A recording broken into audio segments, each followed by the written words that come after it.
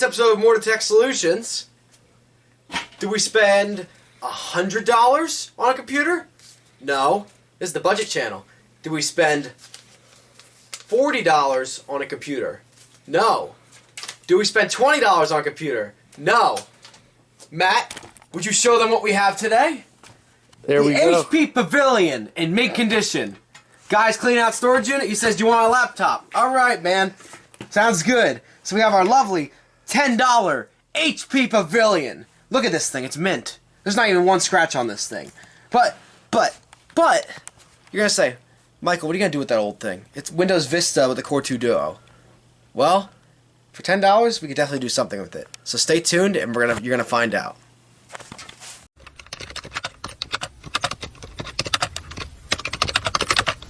Hey, there's only one problem with this plan, Matt. What? I've never turned this thing on, ever. Oh, man, the moment of truth. I do have a genuine HP charger here, because, you know, this thing's going to be like, "I need the HP charger!" Beep! No. Seriously, these things get mad when they don't, or they're like, "We're not going to charge the battery because you don't have the right charger." Right. Despite that the voltage and everything else is correct. You don't have the tiny chip that says this is an HP genuine product. Right. Especially with their ink cartridges. Ugh. HP. Yeah. Unless you get a smart tank, but then it's a dumb tank because the software is crap. They're so bad they're releasing a new HP app, I think, aren't they, for printing? Oh, really? I think so. Alright, well, hey, it has a charge light on. You want to show the audience? It has a charge light. There we go. The scary thing is it says it's fully charged, which usually means the battery's completely shot. Oh. From sitting for years. Oh, kicks right to life. These were very reliable. I remember these old HPs. Let's see what it does. System resume. Oh, it's got the original operating system on. Look at this. Wow. You might have to edit out if it shows a name or something. I'm just thinking about that. Oh, okay. Well, let's, Well, hold on. We got to see what it does. see what happens. You can always just cut it. Oh, there's some cool features with this computer. I'll show you guys after this is done booting. Well, I guess I can show you now because we got to wait for this anyway. So let's look over here, guys. We have a DVD drive, which seems to do nothing. Yeah, it's not doing anything. But this would have been high-end. You got your CD rewritable, compact disc, DVD multi-drive, and LightScribe. Does anybody know what LightScribe is? Comment down below if you do know. Alright, now that you know, let me explain it to you, if you don't know. So LightScribe is where instead of... Well, I'm saying we have a name on there, but it's not. It's a generic name. Yeah, it's a guy on ATV and it says Mike. Okay, so are we good? Like, yeah, we're good. We don't have to edit that? Okay. Windows Vista Home Premium. This was who remembers Windows Vista? Mike, come on. Isn't that one of your favorite operating systems? No, it was my teacher's favorite operating system, not mine. Inside joke, guys. Yeah, inside joke, definitely. Big time. So, here's what I'm thinking.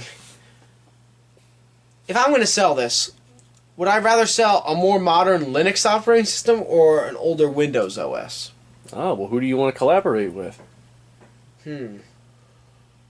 Linux, there's no drivers. It's pretty easy, but this computer will run well on a hard drive on an older OS. I mean, I could try to force 11 on it, and we could see what happens.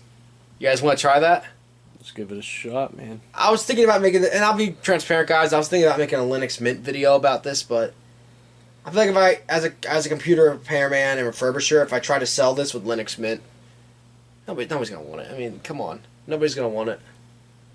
I'm best off and for the price I'm looking to sell this at, because people keep asking me for cheaper and cheaper computers in this area. So what I need to do is find something that's going to work for somebody. But then again, they want a modern computer for cheap, which is not physically possible, you know. If it's like a $200 computer, they want it for like $50. I'm like, no. But this, if it has a dead battery or something, maybe $50 to $100, I could probably get away with, you know. So let's wipe this thing. Well, Linux Mint just created itself, so we could do that. But let's try Windows 11 first. And why did we say we would rather do 11 over Mint? People don't understand Linux. That's the problem. People don't understand what it is. They just think it's some techie nerdy thing, and they don't understand that it's just an alternative to Windows. That's all it is. But you have to really, like with Windows, people just know like Mac OS, like, oh, it's an Apple, oh, it's a Windows computer. They hear Linux and like, yeah.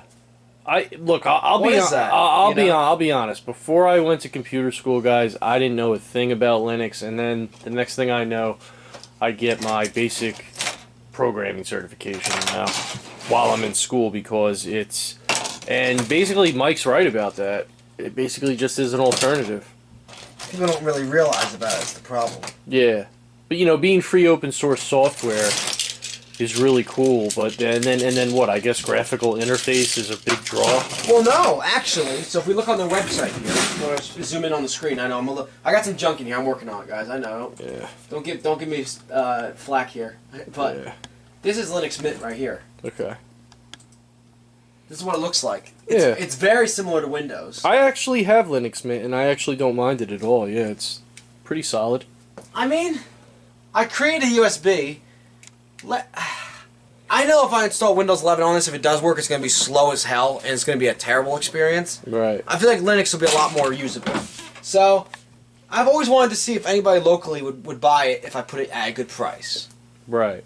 So, you know what? Linux Mint on the AliExpress flash drive. Let's see what happens here. And also, why is this DVD drive not opening? This thing is... Honestly, look at this thing. This does not deserve to go to the e-waste. Right. This thing is gorgeous. I mean, great build quality, a DVD drive, and a small laptop. When do you ever see that anymore?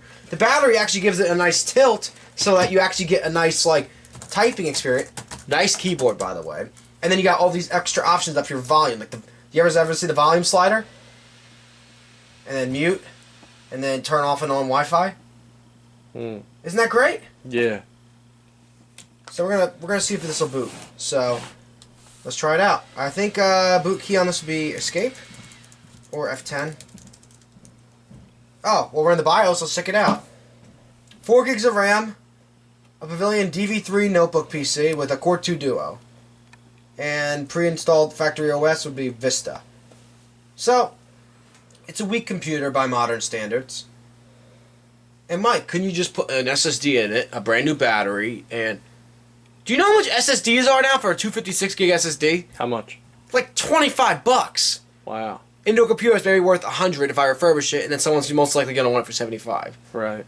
It's better if I just leave a functional hard drive in and move forward with it, Yeah. But I would like to see, is there a way I can test this? So... I'm going to look into it, but I would like to test the hard drive before I sell it. Maybe run a stress test or two. So, I'm going to think about ways that I can do that. That's a good idea, actually, yeah.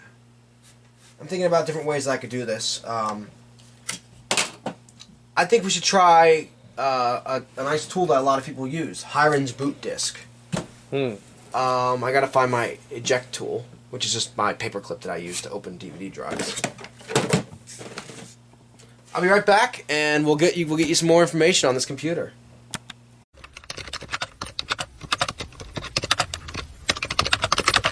Alright guys, we're back. So I wanted to explain a little bit of the concept here with putting Linux on. Let's say you're trying to get this for your kid, or, somebody that just needs a budget computer, right? My concept is, people go to buy a Chromebook for $100. If I can go under that, and as well as help somebody out and they get a better quality computer than a Chromebook, that's actually upgradable, but you'd say, Mike, why don't you just stay on Windows Vista or Windows 7 or even Windows 10? One, the higher you go up, the slower it'll go. And two, there's no browser support for Windows 7. So you try to go on there, in addition to no security, there was no security because there's no more Windows updates, in addition to being slow. And then third, there's no browser support. So you try to go on Google Chrome, and it's going to say, outdated browser, get a new browser. This is the latest version of Linux Mint. If I can get this working, then it'd be great. But you're going to say, Mike, how do you know it's going to work? Well, right on their FAQ page. Can I use it for... What is Linux Mint? It's a free Linux-based operating system designed for use on desktop and laptop computers. Easy. That's how I would explain it. What is the operating system? The thing you use when you go on your computer. When you log in with your password, you go on the online, you check your email, you do inappropriate stuff, don't do that. Pretty much. Right. So, it's suitable for companies. You could use long-term support for companies, and most importantly, what are the system requirements? 2 to 4 gigs of RAM. 4 gigs is recommended. 2 gigs is the minimum. That's great! You know how many computers got abandoned by Windows 11 and 10 that could use this, and you don't have to buy a new computer. That's the whole goal. Why produce e-waste when something that is literally probably 10 to 15 years old still turns on and functions great? And if the customer decides, you know what, I want to get a battery for this, they only pay $50 for the computer. They can go get a $25 battery and still feel great about it. That they have a $75 working computer. Right, and you get all this nostalgia and additional functionality. Does your Chromebook have a DVD drive? Oftentimes not even full-size USB ports. Trackpad off button. Full-size, not full-size keyboard, but a good-size keyboard with good buttons. A DVD drive. What else do we have? VGA, HDMI, Ethernet, eSATA, SD card, Kensington lock. We can actually lock it to a desk. No Chromebook has this. Okay, maybe one has like a mini HDMI or something, but I mean, this is a great value, you know? And then look, you want to upgrade it? Bam, access port. You want to take your battery out? Because you got to do some work on it? Bam, battery's out. This is an original battery. Wow, that's an original. Check that out, HP. Nice. No modern Chromebook will give you this amount of flexibility and options. And when you think of Linux Mint, it really reminds me of Chrome OS, honestly. It's except this is an open source one, so it's even better. Whole communities are working just to make this better to help others. It's a thing that they do to help others. It's not just like oh, I'm gonna invent Chrome OS and keep it to myself. Like, they're actually doing it to help the community, and that's what I'm trying to do. So I agree with them. So let's see, our customers around here on Facebook Marketplace gonna want in New Jersey gonna want a Windows computer that is migrated to Linux. And can I sell it and explain it? And I can make a follow-up video to explain to you guys how it went and the honest reactions of people that are looking at these laptops. But I've seen other people doing it, and I think I don't want to just jump in on it. I don't want to see these go to the garbage. This thing's got no scratches. I mean, I didn't even clean this thing yet. This is how I got it. Look at this thing. Hinges. Excellent. Modern HP. You know what that stands for? Hinge problems. Look at this. Solid hinges. Look at this. How many HPs have I worked on that the plastic rips right through? It's ridiculous. This is how a laptop should be built. I don't care if it's heavy. You know what? But it makes you stronger. You're lifting a heavier backpack. It makes you stronger. This is excellent. So, with those specs in mind, and with our flash drive here, let's try installing it. So I'm going to take a seat now. So now that we understand the concept behind this, let's try it. Matt's like, man, he really went on a rant there. No, that was cool, man. You know, IT rants, they come and go, and well, I feel bad for customers. They have a 5-year-old laptop and it breaks in half, and they're like, Michael, what did I do wrong? Why do I almost like why do I deserve this? You know, like why did this happen to me? They cheaped out on your laptop. That's why. Yeah. Guys, I don't think this was the highest end laptop that existed back then. No, the EliteBooks were. The ProBooks. What was better than that back then?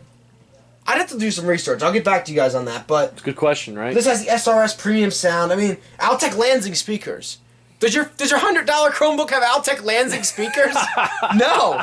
Does it have a DVD drive? No. Does it have video out? No. And we care about Linux? It's bulletproof. I mean, I don't want to say idiot-proof, but the drivers install themselves. Everything now is lightweight, and the lightweight and the thinner, the better, right? And it has like this. I want myself a heavy. Durable laptop, right? Yeah. Aesthetically nostalgic. It's not even aesthetically nostalgic. It actually looks kind of like fresh. It almost kind of does. I mean, it's a the little. The border's okay. The bezel's stuff. The webcam too. This was great for its time, and I was like $10. I was like, that thing is old, but it's so clean. It's actually the Pavilion Entertainment PC. Oh, and it has aux port and microphone, and also you could have got the optional remote right here. Is that what this is? It's the block off if you were to have the remote. It has a little coin cell battery operated remote that you can pause music with and stuff. See, that's so interesting, guys. He just taught me that because I've seen that a million times and I never really knew what it was. I mean, even though I've seen a million of those block offs. But Well, yeah, and it's actually like so you don't lose it. You can push it in, but it's got the infrared right here. It was like almost like your TV remote. right. So let's try to see if we can boot from this. Let me see if I remember the boot key properly. Oh no, escape. Oh, I went to the wrong menu. Oh wait a minute. Whoa, wait a minute. Is the CMOS battery working in this?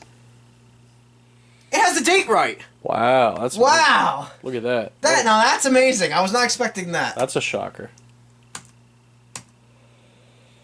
I want to exit out of here. I want to go to. I think it's escape on these. Escape for startup menu. See, makes it easy for you. Boot device options F9. Vendor see product code. Basically, these flash drives are really funny in the fact that I paid like really nothing for them, and I guess they're meant to be resold because they say vendor and product code. So these are meant to be rebranded, and they're not even. That's really funny. But let's see if it boots from Linux. That's it. And you only have to install it to test it out. That's what's great about this. You just want to see how it feels? Let's see how it feels. And we'll give it a second. I mean, when you're installing an operating system, it's always slow, but, you know.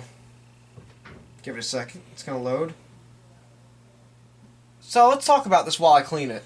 So, everybody loves a good cleaning montage. Alright, it's complaining. And don't, when you're installing this right here, it's just it thinking. Don't, it's an error. He's hacking into the mainframe here. No, it's just loading, see? And some of the nerds that do use this actually love to see all that garbage. You see, look at that. It just did its own graphics drivers. You see how all the resolution went really well? It's just working with this laptop. I don't have to do anything. It's easier on me. And if it takes less of my time, and I get it for cheaper since it's older, I can charge the customer less. It's not all about what I'm trying to do for myself. You guys gotta understand this. Right. I even had somebody reach out to me on YouTube about the X-Strike computer. Remember that thing? Oh, yeah. He said, I just got one of these. How do I work on it? I commented it. I gave him my phone number. He never got back to me. Wow, interesting. But that was... You see, people still need help. And I would have gladly helped them. Right. But yeah, you see, like... He's like, I don't know what to do with this thing or whatever. I just got one. So it's funny. Imagine someone's watching my video 10 years from now. Sometimes videos get like a lot of views like many years after their prime. It's really funny because people start looking up something for some reason. Right. And the screen, there's not a single scratch in this thing. Look at this. Wow. So we can test it already. And what do you notice about the layout here, Matt? I'm going to say it, but I want to see what you think, just out of a open perspective. Yeah, I would say it mimics Windows 10 in a lot of ways. And 11, and 11 if you want to modify 11. Yeah, I mean the way it's set up, I wouldn't say it's so different. But that's a great question because what are we saying that Windows has that this doesn't that would make it old Windows? Well, new Windows has too much. People call it micro slop because it has so much junk software, bloatware. They call it bloatware. Yeah. That it's becoming unusable for older computers. Yeah. So really, kind of like it's got a bare minimum of programs, especially this XFCE version, which is like the type of like layout it has. It only has minimal apps, but look at the snappiness. And this is loading from my USB, not even the physical computer, mind you. Right. And let's say I want to go. It's got all modern browsers. It's got a calculator, software manager. You can install new applications, almost like when you go to your Google Chromebooks App Store, like the Play Store. Yeah. Or you go to the Microsoft Store on your computer, the App Store. Software Manager, you click that. And you can just try this out. You don't have to install it yet. Let's see how the speakers sound. Okay, so we don't hear anything yet. It could be muted. Let's see. Does this work inside Linux? Oh, it might not work in here. Well, we haven't installed all of our drivers yet either, so let's see what happens. But yeah, it's pretty cool. It's fine. I mean, does it detect Wi-Fi? Ethernet? No. Okay, so we might have to mess with some things, but then again, I haven't installed anything yet, so let's just see what it does. Oh, Wi-Fi's turned off. Can I turn it back on? Let's see. Does Michael remember?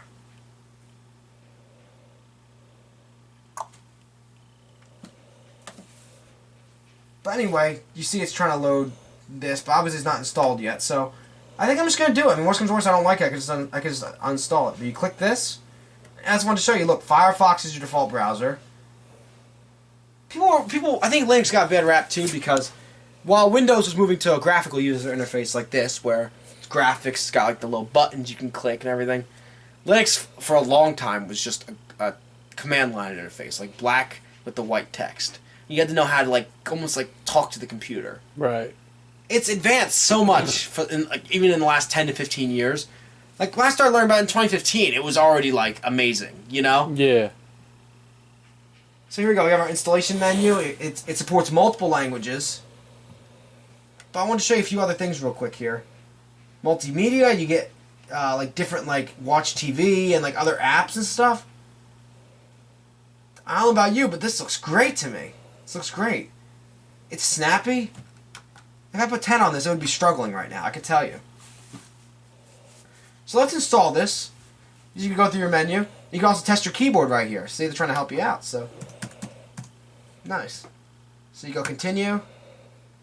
So what's the word on the speakers? The speakers aren't. I don't know if everything's working yet, only because we're in like the test mode. We're not even installed yet. It sure is just gonna be a slow. Even when it's slow though, there's a pinwheel, but there's no lag, like no visual lag. You know what I mean? Yeah. This is very lightweight. Multimedia codecs. So basically, what this is, don't let this confuse you. It's basically just install it. It's not gonna hurt anything. Basically, it just helps you play. It tells right here, they're required to play some video formats and properly render some websites. So some things are a little more manual, if you will, but you don't know? There's a guy that everybody knows called Mr. GPT, and he'll tell you everything you need to know. Oh, man. Don't be afraid to learn a little. You're not comfortable with it, just learn how to use it. I mean, don't be afraid it's not to ask dangerous. questions. Don't be afraid to ask questions in life. Don't be afraid to step outside the boundaries of Windows or what you normally do. Yeah, I got something different. I got a question for you, Mike. When they stop servicing Windows 10, does that bloatware stop? No, it's built into the operating system. Oh, see, so there you go. They just don't get any security updates from Microsoft. So if you don't have another antivirus, which will eventually go bad anyway, then you're done. So you get the bloat. And then here you go. You can actually dual boot this with Windows Vista as well if you want your old operating system. If you go to something else and you like do the partitioning. But we're just gonna do erase the disk because I don't want anybody else's personal information on here. And you can also do advanced features. Let's see. Alright, so we're not gonna worry about that. Install now. Trackpad works, by the way. I don't even think this thing's running hot, is it? No. I mean, remember how bad these things used to overheat? Oh, yeah. Remember I used to work on these when I used to sell these in like 2020? I remember. Oh, man. Well, not 2020, 2018. How far you've come. Yes. And then look, you see, where are you? So it kind of like gets your idea of like your time zone, I guess. Oh, yeah, I remember that from the Linux. And then your name, username. And then, do you have to have a password, or let's see? I think sometimes no. I think you have to have a password for Linux. The password will be password. Keyboard works so far. That's always good.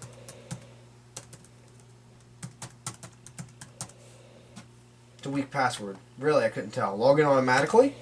Good. You can actually hear the hard drive being written to right now. So I'm going to spiffy this thing up a little bit.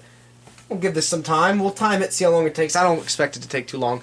The whole USB was like 7 gigs, the file. So, I mean, it installed pretty quickly on my USB. I don't think it'll take too long. Though I don't think I've used Linux Mint with a hard drive in a long time. I'd like to see how... This is partially me experimenting, but I also do know it's going to run well. But are people going to be happy with it and want it? I mean, there's some people that actually request that I install Linux on computers from them. Remember that? I was telling you about a customer? Yeah, yeah. And they wanted me to overwrite like a pretty new computer that had Windows 11 on it with Linux, like Ubuntu or something, which is like a main thing that a lot of these are based off of. Right, right. I mean, and I was like, you system, want yeah. that? Why? And he's like, oh, I gotta do a class or something. Or all right, so I'm gonna spiffy this thing up a little bit, and we'll be back in a little bit. All right, guys, so we're back. We're gonna see now that we restarted the computer after it just installed. We're going to see how it runs and how long it takes to boot. So if Matt has a clear view of the screen, I'll get it ready for you. And let's see, what do you expect when you first boot up with Linux Mint? So with me, I see usually it's just this logo. And then I already booted this once to test it, and the boot time's not that bad. Maybe like a couple minutes, 3 minutes maybe. I mean, for what I'd be selling this for, and if I just needed a budget computer and I was just like, get me something that's gonna work. Honestly, this takes like maybe 2 minutes at most, 3 minutes. Hell, 5 if you really want to be pessimistic. But honestly, I think this took like 2 or 3 minutes last time, and that was after it first installed. So I mean, this is already a lot better. And sure, Windows Vista may boot up a little bit quicker on this hardware, but honestly, the difference, I don't even notice the difference between this and Vista, do you? Not yet, at least. I mean, and you're like, oh, it's broken, black screen. No, no, not really. It's actually not broken. The problem is, with all those newer operating systems, they have all the fancy animations and makes you feel like everything's working and all that. In reality, it's only slowing down your computer. This is more bare bones, but bam. Look at that. And you're up and running. And about this computer in particular, that charge light doesn't actually mean anything, obviously. As you can see here, it's on. And if we look here, it's running on battery power. And it lets you know. See? And that boot speed? That's with a hard drive and 4 gigs of RAM with a Core 2 Duo. That's excellent. You don't even need to put an SSD in here. I mean, you can if you want to upgrade in the future. By all means, bring it back. But my question is, with the SSD and the operating system, and it even gives you like some documentation to look at. See that? Yeah. Would it make it that much quicker? It would double the speed, definitely. But for what most people need, this is plenty. So a couple questions I'm thinking of is, first off, do we have Wi-Fi? No, we don't. We just have Ethernet. But I did some research, and if you plug the Ethernet in, so let's see here, like this, and then it's really easy. Look how fast, look how snappy everything is, first off. So you see I press the Windows key? There's no animations, so it's just nice and snappy. Driver Manager. Look how easy it is to install drivers here. You see this? Loading for drivers, looking for drivers. Sometimes you might have to install a couple proprietary or additional drivers. I mean, considering everything else is working and that's the only thing we really have to add, if it's just Wi-Fi, I'm happy with that. That's easy enough for me, and it's easy enough for the customer if they ever need to modify something for some reason, or if they reinstall Linux Mint onto a bigger or faster drive. But, as I said, which is great about these computers, you can upgrade them.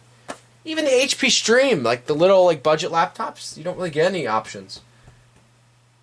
Right. And look at this, Broadcom 802.11 ABGN wireless LAN controller, also known as Wi-Fi. So we're going to say we do want to use this device, and we're going to apply changes. And it needs our password, so we're just going to write password, enter, and there you go. It installs your driver, and we should have Wi-Fi in no time. Look at the speed. If you were sitting here with Windows Update, how long do you think this would take? Like 20, 30 minutes just to install one driver, right? Oh, yeah, easy. Installing driver, it's already halfway done. I'll get the fans kick up a little bit. It's not even running warm. This computer's great, but I know we're all still wondering, why is this DVD drive not opening? And I do want to check that too. I don't want to leave you guys hanging with that. So while this loads, I'll try to find my paperclip. So Matt, talk to them a little bit about what we're looking at here and what your opinion is from an outside point of view. Well, my opinion on this is I'm actually surprised at what Mike was saying before about comparing it to Vista, and I wanted to say that was like the perfect comparison, because really when you actually talk about the software and actually what you're doing, he's 100% correct in what he's saying. And this is actually one of my favorite videos because I am a Linux programmer, but you know, I use that term loosely, and I understand exactly what he's saying. Oh, by the way, while we were just stalling there, I found my paperclip, and it's already ready to restart for the update for the Wi-Fi. Wow, that's great. Because guys, it's like the system will reboot now. Okay, this looks scary. It's just black and white text, but yeah, who cares? We're definitely not saying we're not Linux fans. We're saying, what are you actually getting with these distros that are like being put out all the time, and like what is the real... Whoa, hold on, Matt. What's a distro? Don't confuse the audience. Now, what is a distro? Distro is like I would say it's like a programming system for Linux, just with English. Give them plain English. Fancy word. They're all based off of Ubuntu, like we said earlier in the video. And they're all just like kind of like mini versions. Flavors, I call them. Yeah, flavors. Like it's like you have vanilla ice cream or like just regular ice cream. Oops. And then you got like chocolate ice cream, strawberry ice cream. Yeah, I think this is like strawberry ice cream. I think for something free, I think it's exponentially amazing for something free. Especially if you're stuck on like Vista or something. Yeah. Do I think it's capable to do today's stuff in the year we're in? I think it slightly lags. In terms of Like YouTube or something.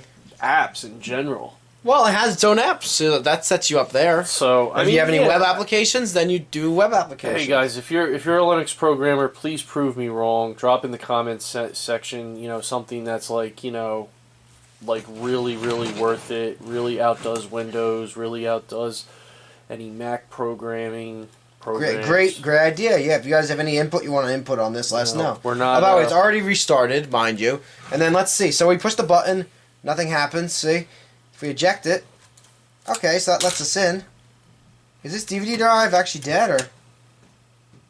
Oh no, I see the light. It's flashing. Okay, this thing is alive. It's just for some reason. It doesn't want to eject for some reason. Oh, there it is. You just have to push it a little harder. It's flashing. Oh, just need some help. See, guys? And then we're going to say, let's go. You can see it tells you about how to do all different things, like your drivers, multimedia, if you need to play anything. So now, if I disconnect from Ethernet. Just want to move this out. Oh, yeah, sure. Sorry about that. And we look here. There should be some Wi-Fi capabilities. Oh, now it's blue. You notice that? It wasn't blue before. Is this actually a button or is this just a icon? Because these used to be buttons. Oh, yeah. Matt, zoom in on that real quick. On the volume. The volume slider still works. That's so neat. Look at that. Very nice. Is the Wi-Fi off button? No. Okay, how about... Oh, volume mute works. Yep, and you don't have to push hard. It's just a touch-sensitive thing. So do we have Wi-Fi? No, really.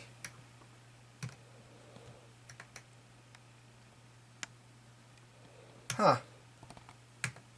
So, I will have to look into that more, but I think I can get that figured out. Sometimes you just gotta mess with it a bit more. But this is... You gotta understand, this is not something that the end user, when I sell this, is going to experience. If this doesn't work with Wi-Fi, I'm not selling this, bottom line. Or I'm selling it for dirt cheap, if anything. But we're not going to look at that right now. I'll figure that out later. But, so let's plug it in for now, just for testing purposes, because I really do want to show you some additional features here. So, first thing I wanted to show you was disk management. There's like a disk program in here. I'm trying to remember what it is. Disks, I think it's called, yeah. And then you can actually check the health of your hard drive. So I want to see what that does. So you got a 320 gig hard drive. Disk is okay. Alright, so this is healthy. Good. Is there any additional checks we could do? Smart data and self-tests. Here we go. I was reading about this. Disk is okay. It's been powered on for 7 months, so it gives you a smart test within Linux. I don't think Windows provides that, now does it? No, I don't think so. And what is a smart test for anybody that doesn't know? Basically, it is a self-monitoring analysis and reporting tools. It tells you the health of your hard drive. So if it's bad, then replace your hard drive before you lose your data. Get your data off of there. Please do it. Oh, you can also do it refresh, I guess, and start self-test. It's a great acronym. A short self-test. I don't want to do that right now, but it says it's healthy. I'll do it real quick just to see how long it takes. Password. See, it's very secure as well. Ask you for your password. Self-test in progress, 90% remaining. So I think we could just close this while it's testing itself. Okay. Cool, and it shows how much more hard drive we have left and everything like that.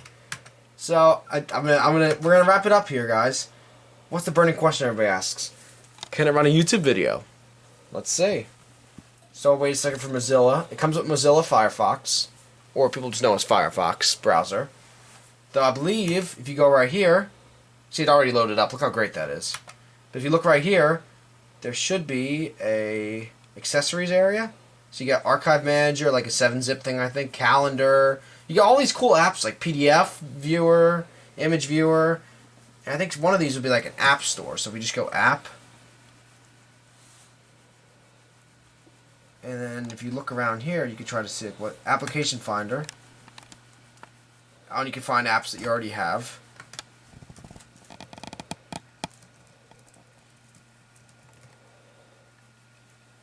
And then I think software manager, here we go, is new software that you can get. Let's take a look, shall we? You might just have to give it a second, but honestly, I don't even feel like I'm on a hard drive right now. This is a beautiful experience. This is really, like, easy. I mean, and you guys know, I've tortured myself before. I've ran, like, Windows 11 on a hard drive on an old laptop. Remember how bad we were, how long we were sitting here? It was like a 2-hour video. Oh, man. That was brutal. Yeah, but this part of my job is I gotta tell Mike to walk away. Yeah, because it's like I'm like I gotta keep working on this, and Matt's like, kill me. Yeah. I don't want to deal with this anymore. That's the hardest part of my job, guys. Well, how's YouTube run? Everybody's wondering, how does YouTube run on Linux Mint? So far, that's amazing. The moment of truth. Let's look up ImmortaTech and see what comes up.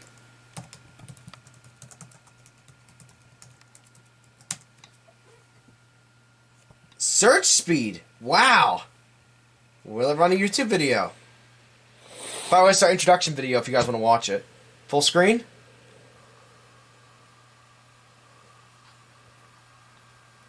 Let's see. Oh, some lag. Hi, welcome to ImmortaTech Solutions. My name is Michael Immordino. I'm here today to give you a tour of the... Wow, the speakers are a little bit loud. How may I actually turn them down? Yes, you guys, I always say that YouTube's the best app to run. So if you're ever getting future computer repairs or refurbished computers, you know where they're from. Right here in New Jersey. Okay, it's working. But it's... Actually, if you turn down the quality a little bit, I mean, yeah, there you go. So first on our tour is my Ender 6 3D printer made by Creality. It's working. It doesn't look bad, honestly. It's hanging in there. A little bit of lag. All right. How about if you unfull screen it? So this wheel is actually custom made. Oh, it's better without full screen. Okay. Definitely better without full screen. Things and do 3D design work. And also we make drive bay accessories for different desktop applications and overheating Dell Latitude. Okay. So this is my nice printer right here. And this thing works great. Can't wait to get this to somebody and they can enjoy it. This is a great computer. So of ImmortaTech Solutions, we have a Dell Latitude. I might lag when I was trying to load the video at first, but. Well, let me show you exactly what I mean. If you'd like to zoom into the screen here. Oh, there's like barely any lag now. Lovely. Don't forget, you only have 4 gigs of RAM, so I mean, it's. But it works! It didn't like that. It's getting a little hot now. I can hear it kicking on. And as long as it's not overheating, I am not taking this thing apart. I don't care. I mean, this would take probably an hour and a half to take apart just because of how old these old laptops are. You gotta pop the bezel, the trim here. Take the whole back off, take the whole front off, take the motherboard out like you do in that Dell Latitude right over there. You see that? Yeah. And then you want to show them the shell on the table. That's why we're not using that area of the workbench today, because of this Dell Latitude taking up all my time here. You see the shell just kind of hanging out over there? Yeah, see? Where's the zoom? Michael, where's the zoom? Son of a gun, where's the... Oh, there it is. Show them the shell. All that. And it took 4 screw organizers to organize that. 4 of those things, just to organize all those screws. So that's why I'm not going to do it if it's not necessary. But look at this! These are actually some name brand programs too. Check it out, Matt. Blender, FileZilla, GIMP photo editor, Audacity, Telegram. Dude, this has got some good apps on here. Alright. FileZilla is like a file transport program. They also have some like other off-brand apps, but I mean, x86 emulator for DOS, that's cool for nerds like myself. Custom Minecraft launcher, interesting. Multiplayer platform shooter. Oh god, should we play this? This would run just fine on here. I'm not even going to waste your guys' time. But thanks for watching this episode of ImmortaTech Solutions, where we revived this lovely HP Pavilion DV3 entertainment computer. Thanks for watching. Have a great day.